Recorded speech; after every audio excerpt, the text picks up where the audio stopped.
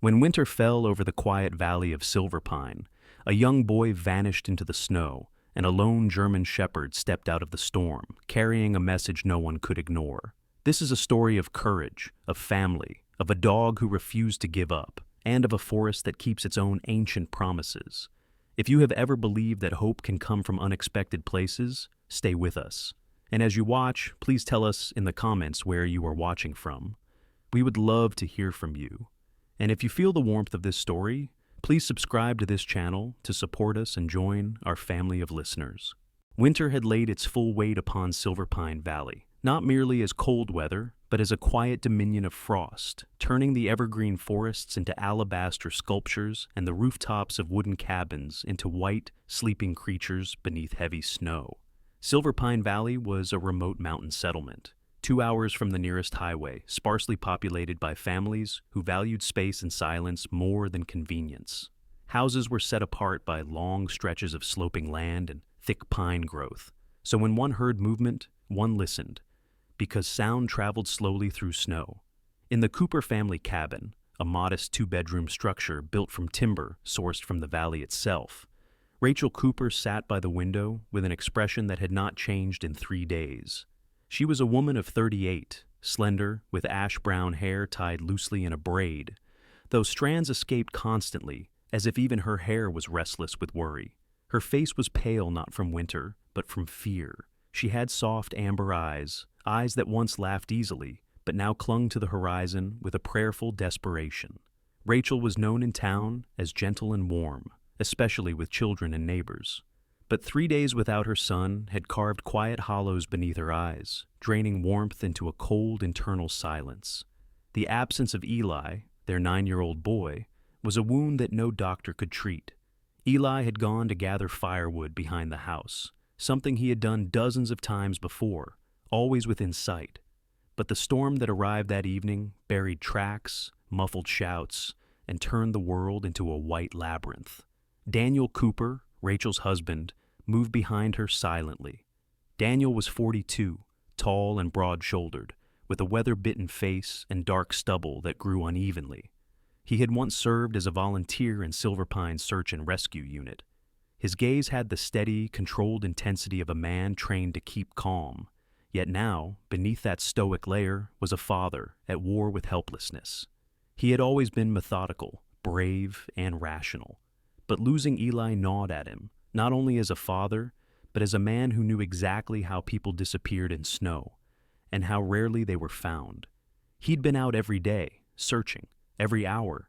He had mapped the grounds, marked tree lines, called for him until his throat was raw. But mountains do not care about human grief. Outside, snowfall whispered against the glass, soft, constant, relentless. The forest stood motionless, as though the valley itself held its breath. Then, at noon on the 4th day, amidst the falling snow, a shape emerged from the whiteness. At first, Rachel thought it was simply a trick of her tired eyes, but soon she saw it clearly. A German shepherd, large, muscular, with a dense winter coat of sable and black, and an intelligent gaze that did not roam aimlessly like a stray's. The dog had an air of discipline, head high, movements deliberate. He appeared to be about 6 years old, fully mature, with frost clinging to the fur of his muzzle and paws, the marks of long travel through unforgiving terrain. A metal badge caught the light as he stepped closer. K9 Search and Rescue, Silverpine Unit. Rachel whispered, "Daniel." Daniel came to the window, eyes narrowing with recognition and disbelief. He knew this dog. His name was Ranger. Ranger had served with the Silverpine Unit for years, trained to detect human scent beneath layers of snow, to navigate terrain that confounded even the most experienced trackers. He was known for uncanny endurance and an almost human-like determination. Ranger's handler, Officer Mark Halstead, had retired 6 months ago after a leg injury. And after that, Ranger had been semi-retired as well, occasionally joining operations if needed. During the first day of Eli's search, Ranger had been deployed with the unit. But at dusk, when the officers regrouped, Ranger had vanished. No one knew where he had gone. Some thought he'd pursued a scent trail too far. Others thought he'd become disoriented in the storm. But now, here he was. Ranger did not bark or break posture. He stood outside the cabin with still dignity, staring through the frost-rimmed window straight at Rachel, as though summoning her. Rachel stepped outside first. The cold bit into her through layers of wool and thermal fabric. She knelt in the snow, meeting Ranger's gaze.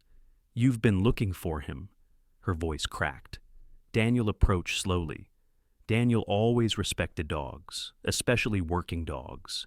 He understood their language of posture and intent, and Ranger was communicating far more clearly than words could. Ranger lowered his head, sniffed at Rachel's mitten, then turned toward the forest and looked back at them. It was not random movement, it was an instruction. Daniel's training resurfaced instantly. A K9 does not return to headquarters unless it has found something or needs help retrieving it, and Ranger had not returned to headquarters. He had come here, to Eli's home.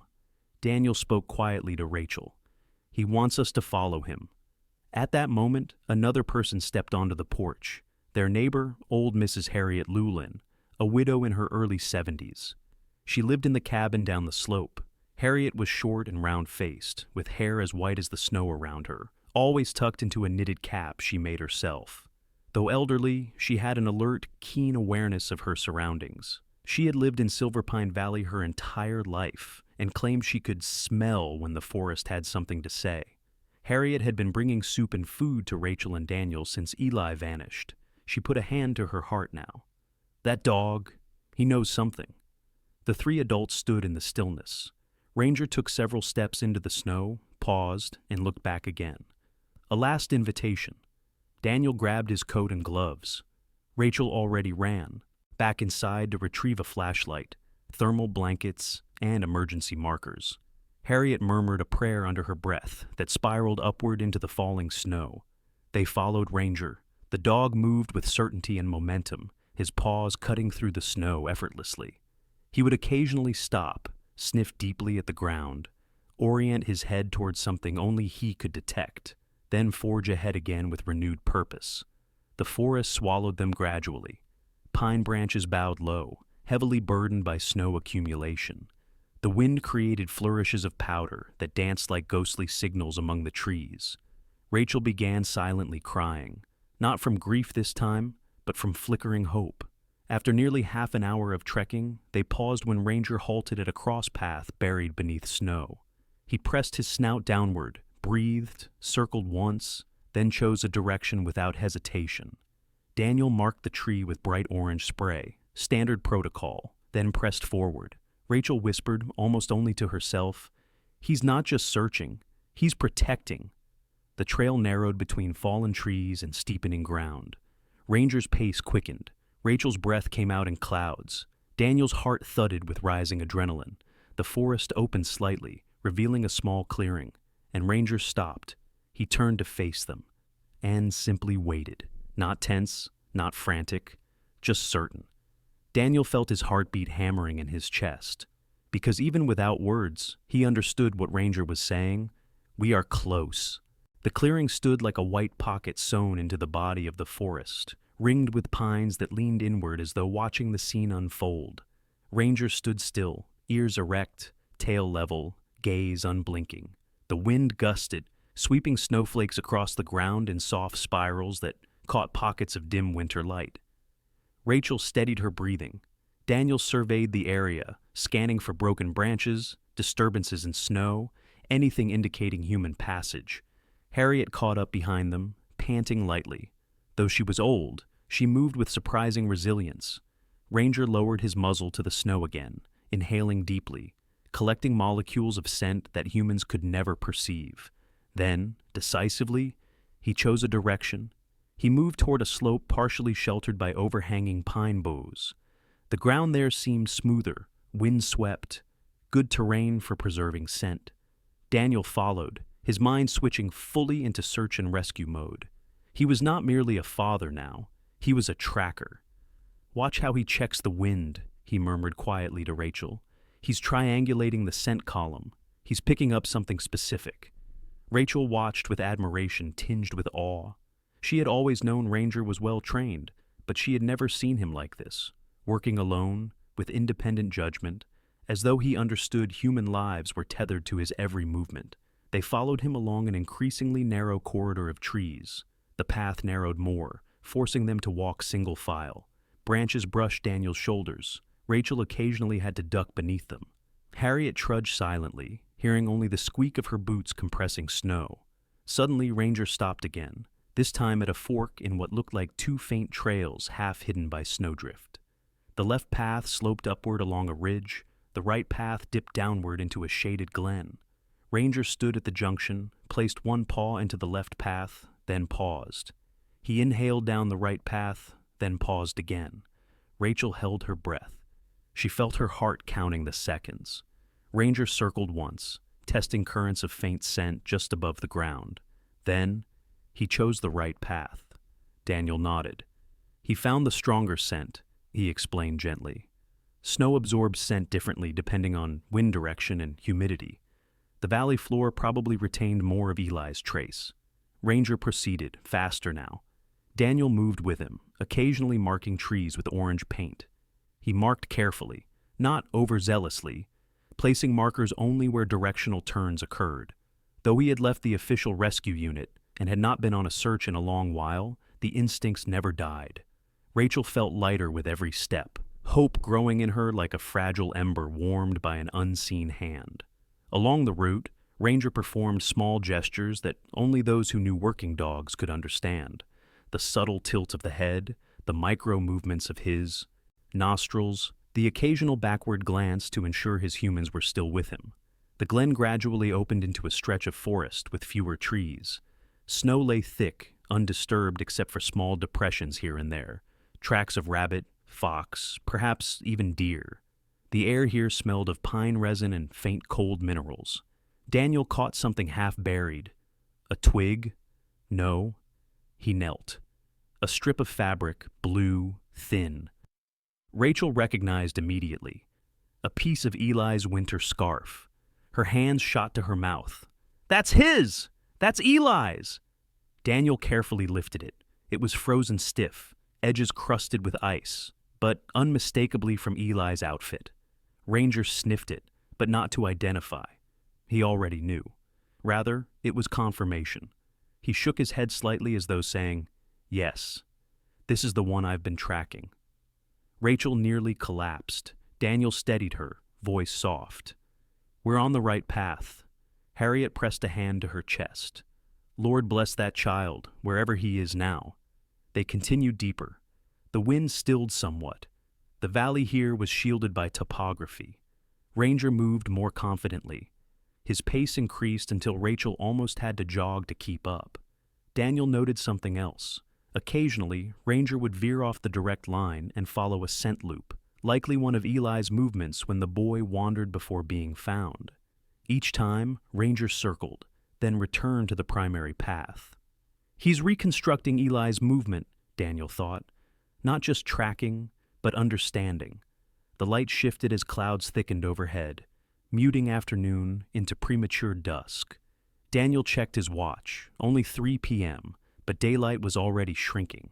Then, as though reading time itself, Ranger stopped, not from confusion, but alertness. The forest ahead thickened tightly. Beneath a particularly low branch, nearly hidden at first glance, Ranger located something remarkable, a footprint. Just one, just partial, but unmistakable. Daniel knelt again, gentle as a curator handling an artifact. Human, small, probably Eli. The toe curve is right. Snow had filled much of the depression, but shape remains survive longer in cold climate.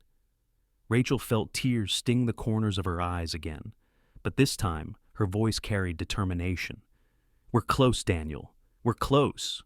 Ranger took off once more. His posture changed, lower, more direct, more urgent.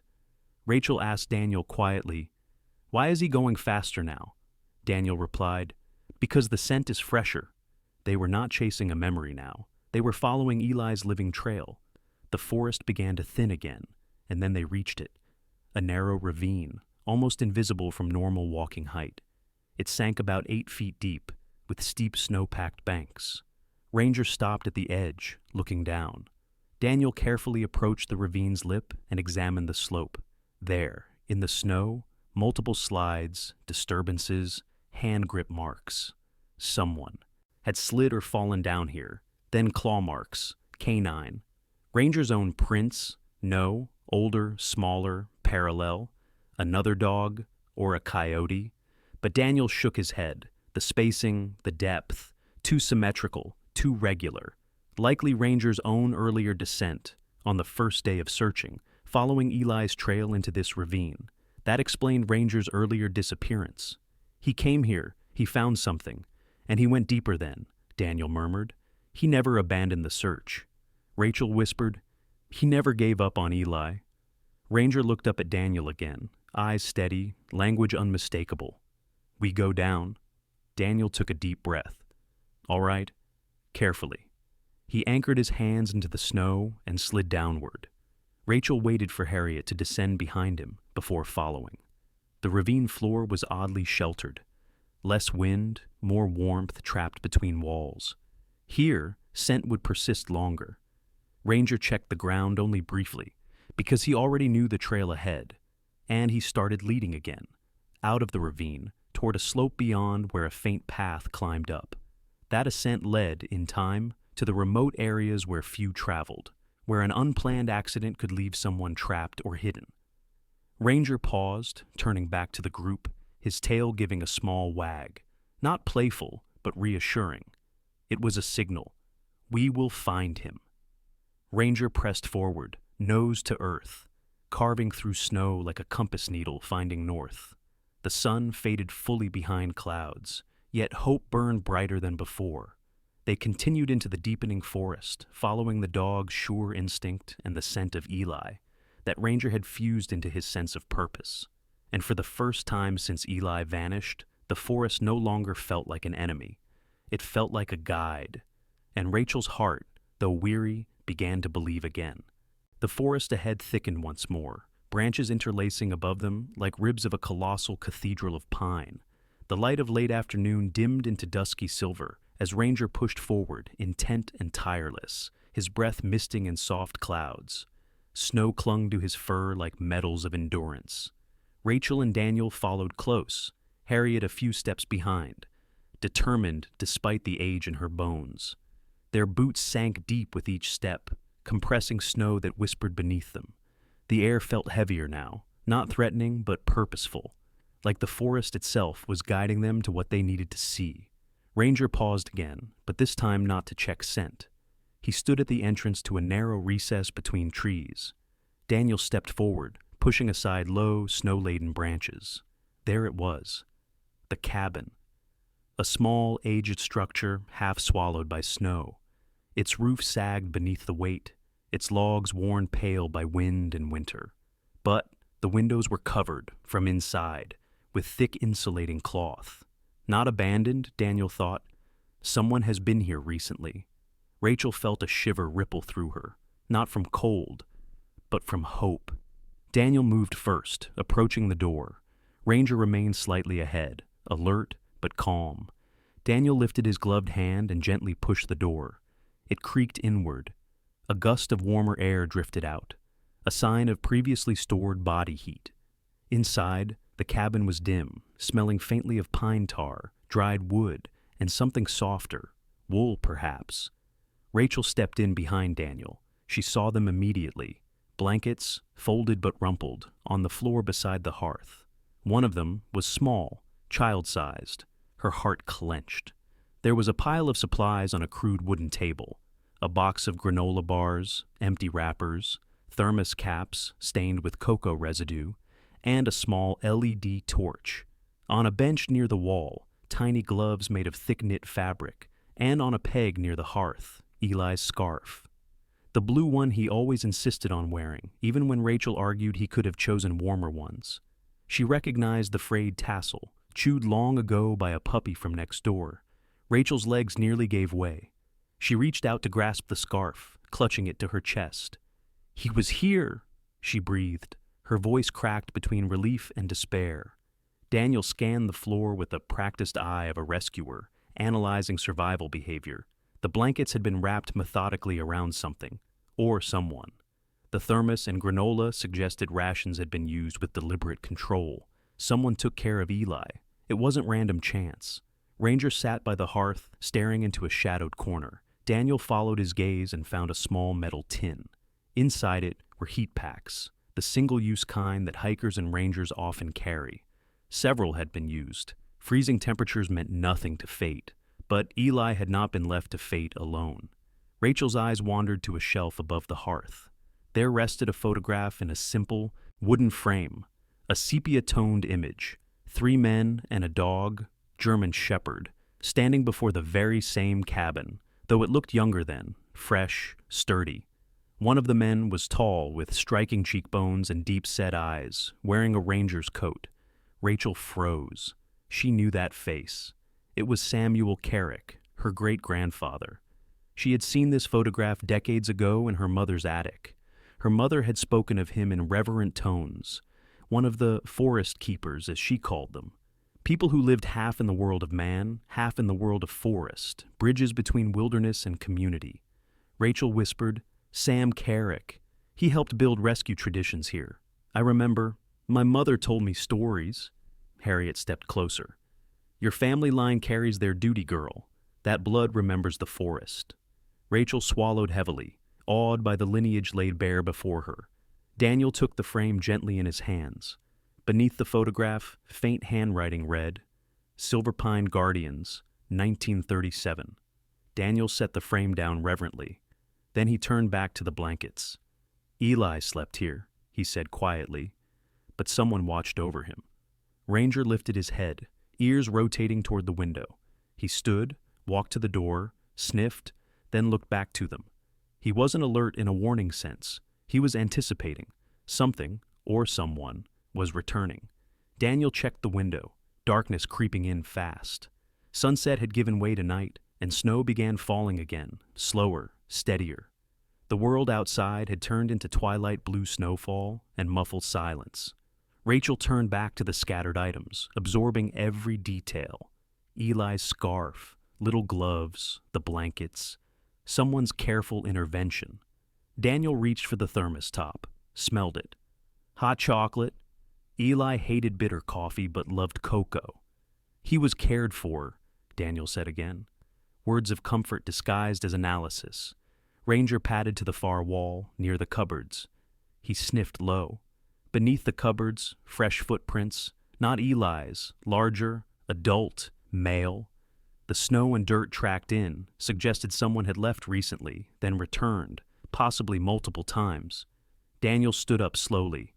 "Someone has been tending this cabin. Someone found him. Someone sheltered him." Rachel whispered, "Then why is Eli not here now?" Daniel answered gently, "Because the person who found him is still searching for help, or looking for a path out, depending on conditions. He may have gone scouting." Harriet gently placed her hand on Rachel's back. This wasn't a child abandoned to chance. This was protection. The hearth contained faint embers, still warm. Whoever kept Eli warm had been here less than a day ago, perhaps hours. Daniel checked the blankets. One of them had body heat still lingering. Rachel touched it and gasped softly.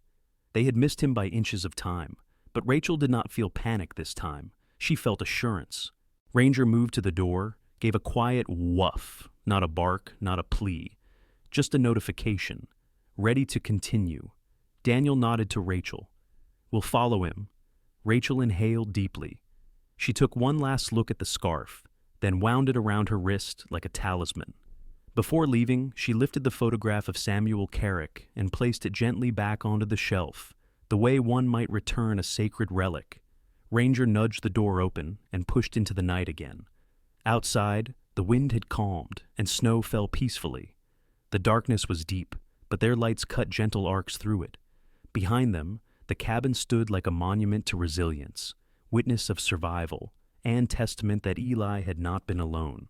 The trail ahead now held a new quality, no longer just the remnants of a missing child, but the thread of an ongoing rescue, guided by a dog who refused to stop until the child and parents were reunited. Rachel followed Ranger into the night. Daniel marked the doorframe with orange paint, for rescue teams if they circled later. Harriet whispered, May the forest carry us true. Ranger glanced back only once, making sure his humans were with him, and then plunged ahead to lead them deeper through the snowy trees, toward the next revelation awaiting them in the night. Night descended over Silverpine, not with drama, but with a solemn quiet, as though the valley dimmed its lights to honor the urgency of their search. Snow drifted downward in slow, measured flakes, each one a tiny glint of frost settling across the forest floor like a quilt being drawn up over the world.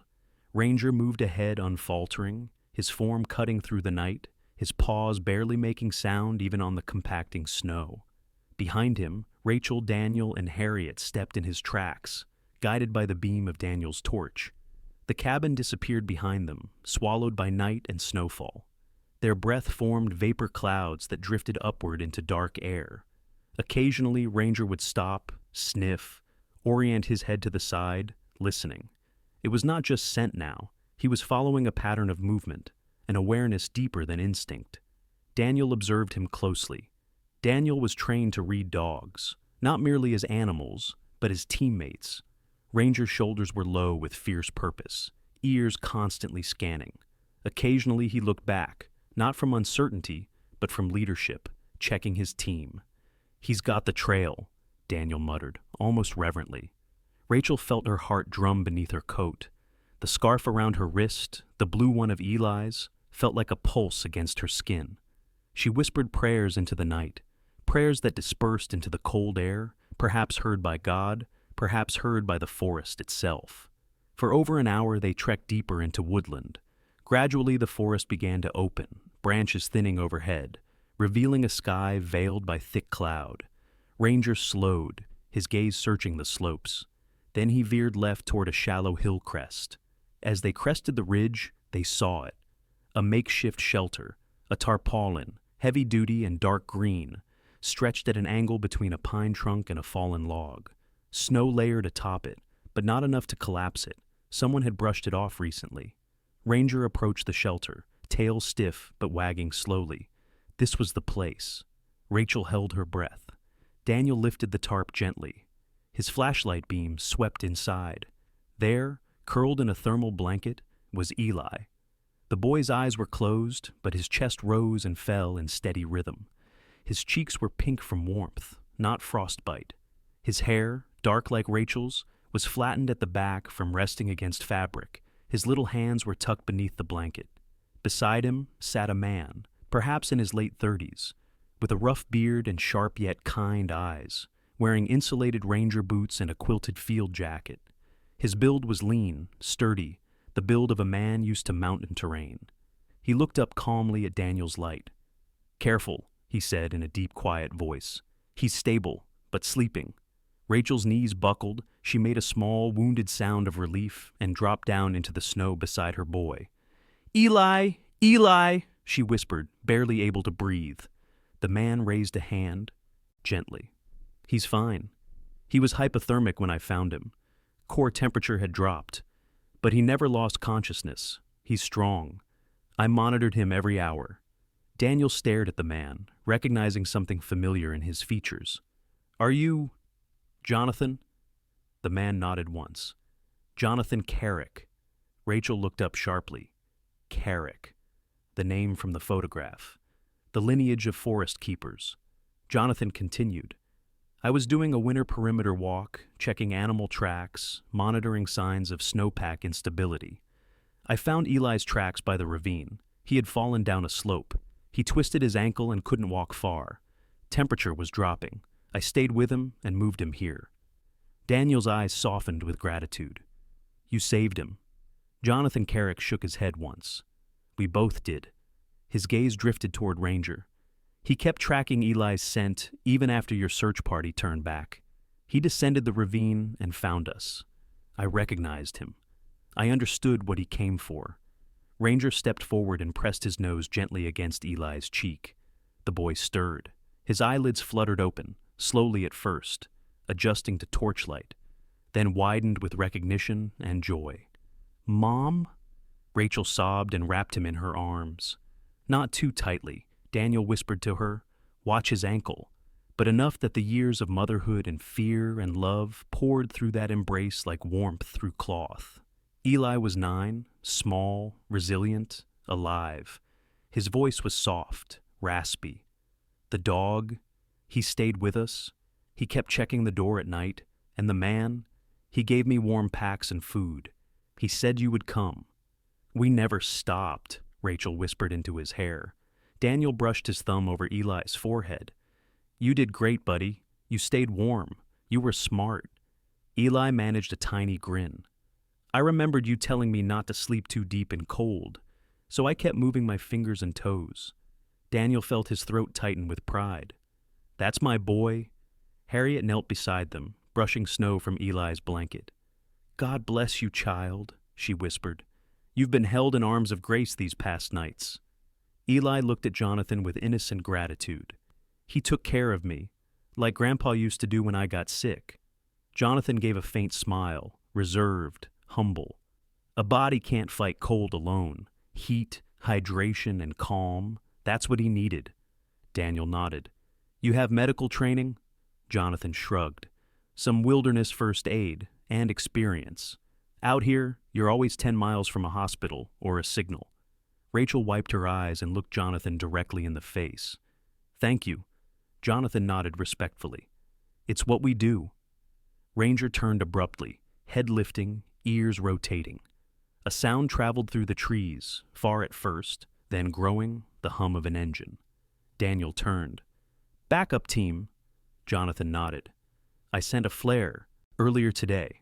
Quiet type, infrared, only visible from above. Rachel stared. You planned it? I prepared for both options, Jonathan replied, in case I had to bring Eli down the mountain myself, or if help came. Daniel's torch caught something on Jonathan's jacket, a patch, Carrick Forest Watch.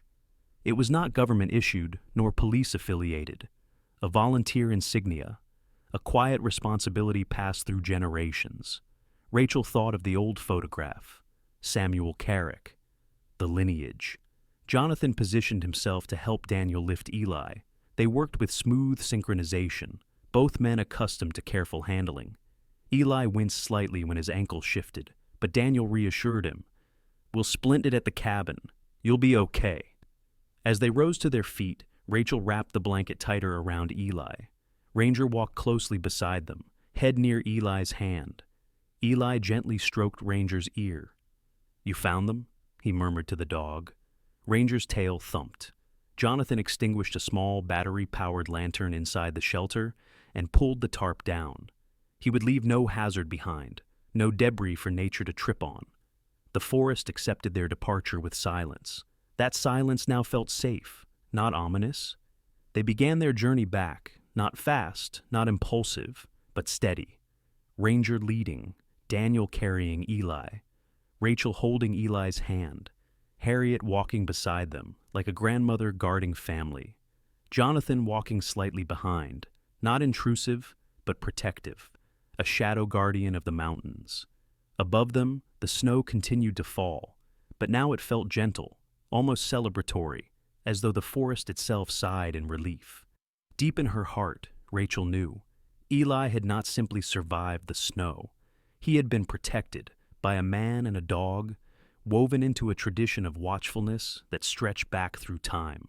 Tonight, under the soft hush of snowfall, her family was whole again, and the path through darkness was now illuminated not only by torches, but by the bond between humans, animals, and the silent guardians of Silverpine. The wind had quieted to a soft murmur by the time they reached the gentler trails leading back towards civilization, if civilization could be used for a settlement as modest as Silverpine Valley. Ranger guided them steadily, slowing occasionally to allow Daniel better footing while carrying Eli. The boy rested against his father's chest, half awake, half dreaming, warm and safe. Rachel walked ahead, sweeping her flashlight across the path. Harriet trudged beside Jonathan, occasionally glancing up at him with a knowing, grandmotherly curiosity. After a while, Rachel slowed her steps and turned to Jonathan. Her voice was small but strong. Jonathan, back there in the cabin, that picture. Samuel Carrick, my great-grandfather.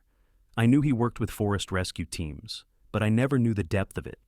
Jonathan gave a soft exhale, not quite a sigh, more like a release of withheld breath.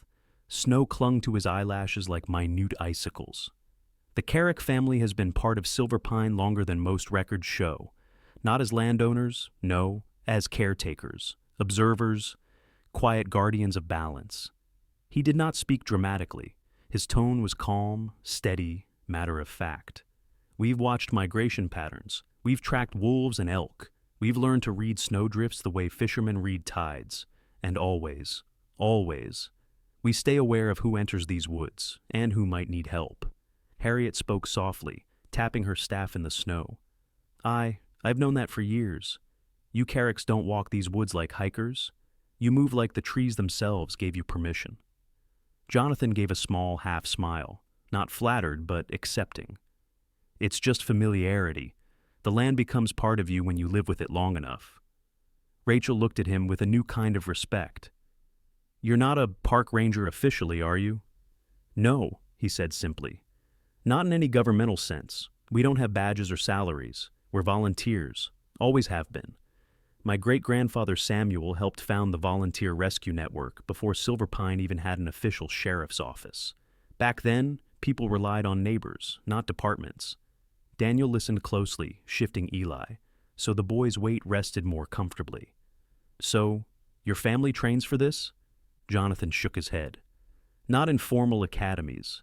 We're trained by the land itself. My father taught me to identify snowpack density by its tone when you tap it with your boot. My grandmother could tell what animal passed by based on the temperature of the disturbs in the snow. You learn by being out here, by paying attention. As they walked, the wind ran through the trees and stirred flakes free from branches, sending them spiraling downward like tiny meteors. Eli, half awake, watched the snowfall from Daniel's arms. The boy's voice was small. You know the forest like I know our backyard. Jonathan turned to him gently. Even better, perhaps, because the forest is older and wiser, and it speaks if you listen. Rachel asked softly, Did you ever feel alone, living like that? Jonathan took his time answering. No, the forest never leaves you alone, and the Carricks are not hermits. We live in town, we trade, we socialize, but we don't rely on modern systems for everything. When someone goes missing out here, you can't always wait for bureaucracy or radio call chains. He gestured to Ranger.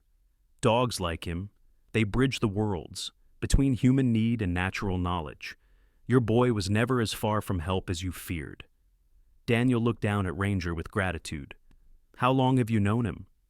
Since he was a pup, Jonathan replied. He was trained by Mark Halstead, and Mark consulted my family a lot when training dogs for these conditions. Ranger learned not just obedience, but intuition. Ranger trotted ahead, ears flicking, sensing not danger, but arrival. Jonathan continued. The Carricks have always been the first ones to show up when someone's in trouble outdoors. We've helped hikers, hunters, lost children, injured loggers. It's not romantic wilderness mysticism. It's service. Daniel nodded. That photo in the cabin, Samuel and the other men, they looked like they carried a kind of quiet authority. They did, Jonathan said.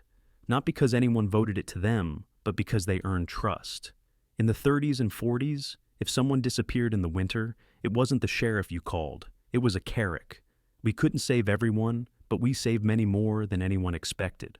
Snow fell thicker now, but the trail was clear. The soft glow of lanterns from the valley ahead began flickering through the trees. Jonathan's voice softened further. When the modern rescue unit was formed, we didn't disappear. We simply stepped back, became the ones who support them. We file animal sighting reports. We monitor early signs of wildfire risk. We supply survival teas, herb packs, old remedies. And when official teams can't reach where they need to, sometimes we go. Harriet snorted warmly. Sometimes, more like often. Jonathan laughed quietly. Perhaps. Then he added, but always discreetly. We don't ask for recognition. We don't take credit. The forest does not keep score in that way. Rachel felt something stir inside her, something ancestral. All my life, I felt drawn to this valley. Even when I lived in Denver for school, I never belonged to cities. She looked at the snowdrifts glowing in flashlight beams. It's like something held on to me, brought me back. Jonathan nodded. Your blood remembers the forest, even if your mind forgets. Daniel interjected gently. So, the Carricks aren't isolated mountain people with secret knowledge. You're just good neighbors with experience. A support system that's always there, quietly. Yes, Jonathan said. No magic, no myth, just responsibility and continuity. We respect the animals, we watch the weather patterns, and we help when asked or when fate brings us to the moment. His eyes flicked toward Eli. Your son didn't just get lucky. He landed in the path of someone ready to bear the responsibility. Rachel reached out and touched Jonathan's hand briefly, grateful, sincere. Thank you for being there, for knowing what to do. Jonathan nodded, accepting thanks not as praise, but as acknowledgement. By now the valley lights were closer. Ranger slowed and fell into step beside Eli's dangling hand. Eli stroked the dog's fur. When I grow up, I want to help people in the snow too, he murmured. Jonathan smiled. You might have a little of Samuel Carrick in you. Rachel's eyes glistened again, but not from sorrow this time, from pride. The forest opened fully, and before them lay the outskirts of Silver Pine Valley, lanterns glowing on porches, distant figures waiting, vehicles idling with heaters running. Ranger stopped, looking back at Jonathan as if requesting silent permission to rest. Jonathan gave a slow nod. We'll take it from here, Daniel said. Jonathan looked over the valley, then back at the forest behind them. We'll still be watching, he said quietly, like a promise. And as the Carrick descended slightly behind them, like a shadow returning to the trees, Rachel understood. The Carricks did not abandon humanity for nature. They united both, and her family, by blood, was part of that legacy. Winter loosened its grip on Silver Pine slowly, like an old giant stirring from slumber. Snow retreated day by day, sliding off rooftops and surrendering the forest floor back to pine needles, damp soil, and timid green shoots peeking through. The valley smelled of thawed earth, sap, and cold, clear water rushing from mountain veins. Spring sunlight glowed warmer, still pale, still filtered by tall pines, but carrying the quiet promise of rebirth. Inside the Cooper cabin, Eli sat near the doorway with his right leg elevated, his ankle lightly wrapped in medical gauze. The doctor from town had confirmed the injury was only a mild sprain, no lasting damage. Eli wore a soft blue shirt and faded jeans, hair freshly washed, cheeks bright with life. He held a small carved wooden fox. Jonathan had whittled it for him before leaving, symbol of watchfulness in the woods. Rachel moved through the cabin quietly, her expression transformed. The old shadow in her eyes, the hollowed worry that had carved itself deeper over the missing days, had softened into something radiant. She was still slender and gentle, but now carried herself differently. Like a woman grounded again, anchored not only by relief, but by meaning. She had discovered something about her lineage, her roots, her place in Silver Pine. Daniel stepped inside from outside air, snowmelt still glistening on his boots. He looked stronger, no longer burdened by dread, but instead filled with gratitude and restored purpose. Sometimes he stared at Eli, with a wonder that bordered reverence, as though every moment was borrowed time he wasn't entitled to, but was granted anyway. The townsfolk had come by over recent days, neighbors with casseroles, hunters with venison, Mrs. Stoddard with pies, the McCreadys with blankets and cocoa. The community gathered around them the way mountain people always do, quietly, sincerely, insistently. And Ranger, oh Ranger, had been the hero of winter. There were photos taken of him beside Eli, gentle newspaper mentions, pats on the head, children bringing him treats. Yet Ranger did not seem to bask in admiration. He took it all with calm dignity, as if thinking, praise is irrelevant. The child lives. That is enough. One early morning, when the frost still glimmered on the grass and the first green patches peeked through the snow, Rachel was washing dishes at the sink when she noticed Eli standing at the edge of the yard. He leaned on a walking stick, not because he needed it, but because he liked the feeling of it. The valley beyond lay wide and open, framed by the forest's dark fringe. He was staring toward the tree line. Rachel dried her hands and stepped outside slowly. "What are you looking at, sweetheart?" Eli didn't turn. His voice was hushed, almost awed. "There's a dog." Rachel followed his gaze. At first she saw nothing, only trees, melting snow, patches of budding grass. Then, between two pines, a form appeared. A German shepherd, young, perhaps 18 months old, with sleek tan and black fur and large, upright ears too big for his still-growing head.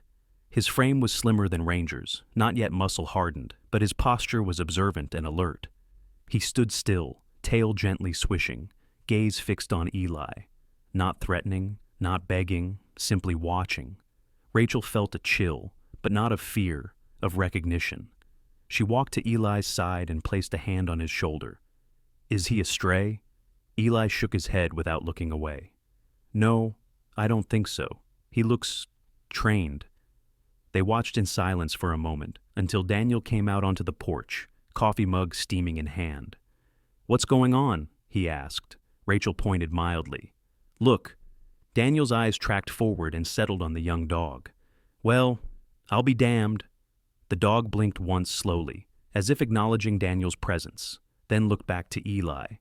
Eli whispered, "He feels like Ranger did." And then Ranger himself trotted around the side of the cabin. He had been napping beneath the porch, or perhaps patrolling the perimeter quietly in habit. When Ranger saw the younger dog, he paused, not confused, not startled, simply considering.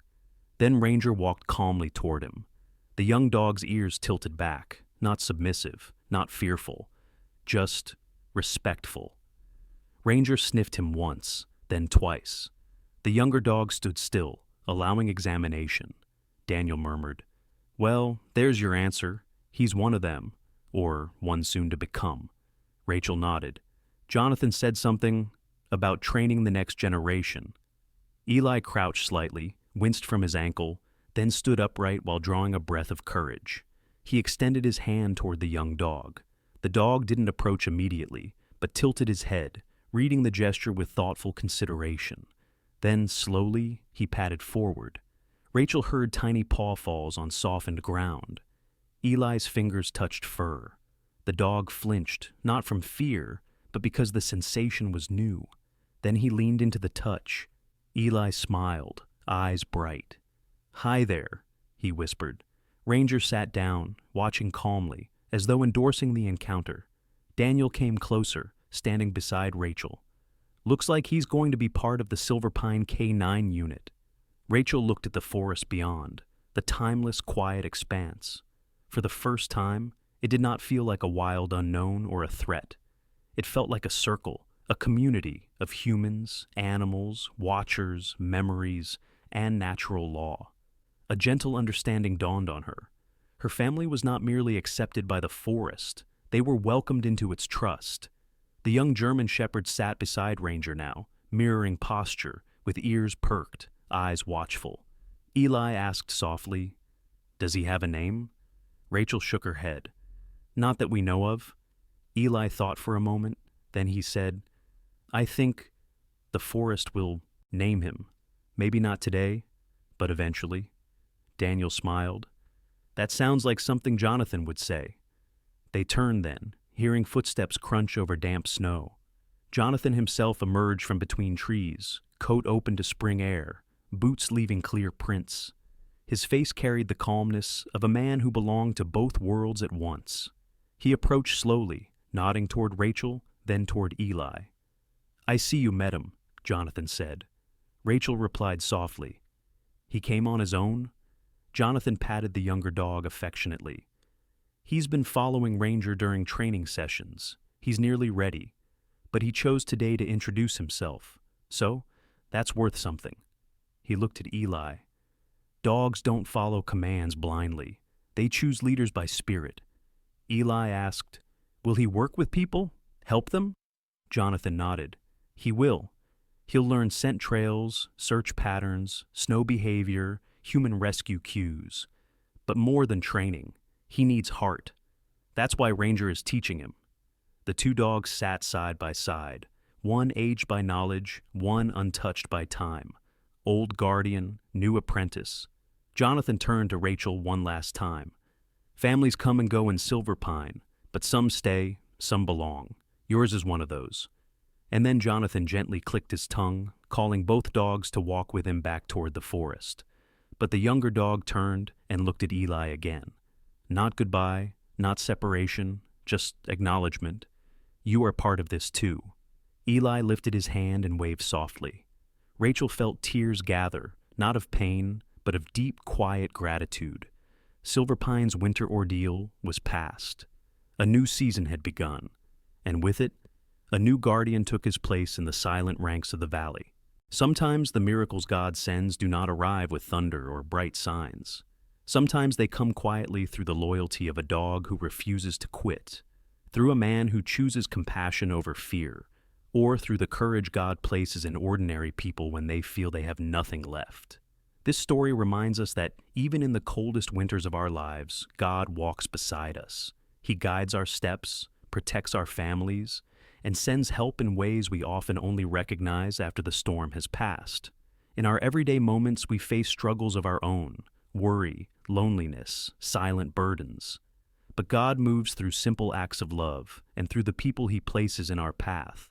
When we choose faith, we make room for His quiet miracles. If this story touched your heart, please share it with someone who needs hope today. Leave a comment to tell us your thoughts, and subscribe to the channel to support us so we can continue bringing these stories to you. May God bless you and your family with peace, protection, and strength wherever you are. And if you believe in the gentle miracles He sends, type Amen in the comments.